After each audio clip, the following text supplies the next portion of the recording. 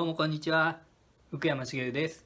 今回の YouTube のテーマは雇用保険の給付です。今回の内容について、1、雇用保険とは、2、求職者給付金、自己都合退職の場合、3、特定受給資格者と特定理由離職者、4、高年齢求職者給付金、これらについて説明していきます。1、雇用保険とは、労働者が失業した場合に支給される求職者給付、高齢、育児休業、介護休業などにより雇用の継続が困難になった場合の保障を行う雇用継続給付、教育訓練を受けるときに教育訓練費用の補助をする教育訓練給付、基本手当の支給残日数が一定以上残っている場合に支給される就職促進給付、これらの支給を行う公的保険制度が雇用保険です。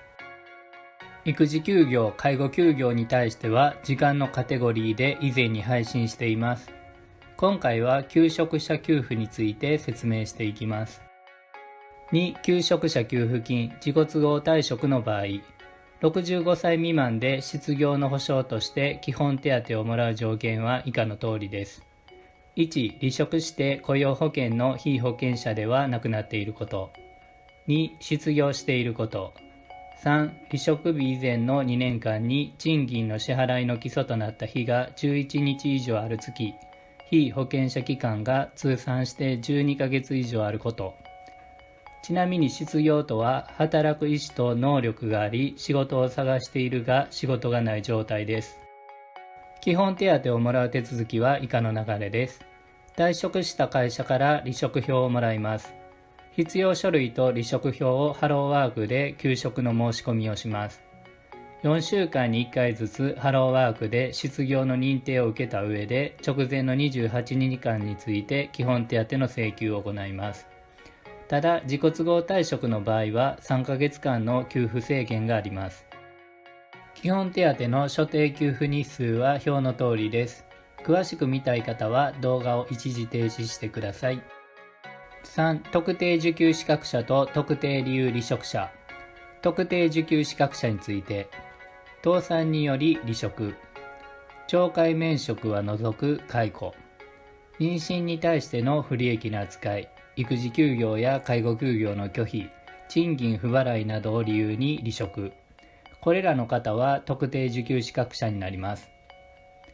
特定理由離職者について、期間の定めのある労働契約の期間が満了し、かつ当該労働契約の更新がないことにより離職したもの。更新希望が不成立の場合です。体力不足や心身の障害により離職するなど正当な理由のある自己都合により離職したもの。これらの方は特定理由離職者になります。特定受給資格者と特定理由離職者は基本手当をもらうのに対して優遇措置があります。1、基本手当のもらえる条件が緩くなります。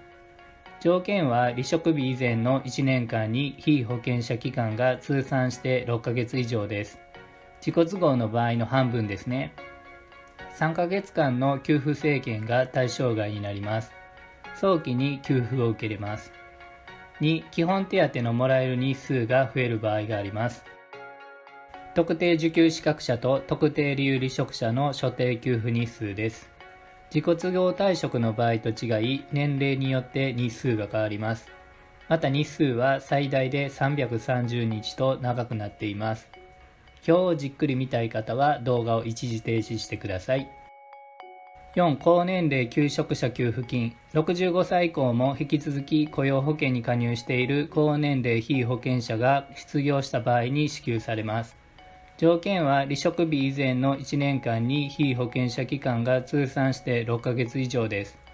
30日分または50日分の基本手当日額と同等の額が一時金として支給されます。今回は雇用保険の給付について説明しました。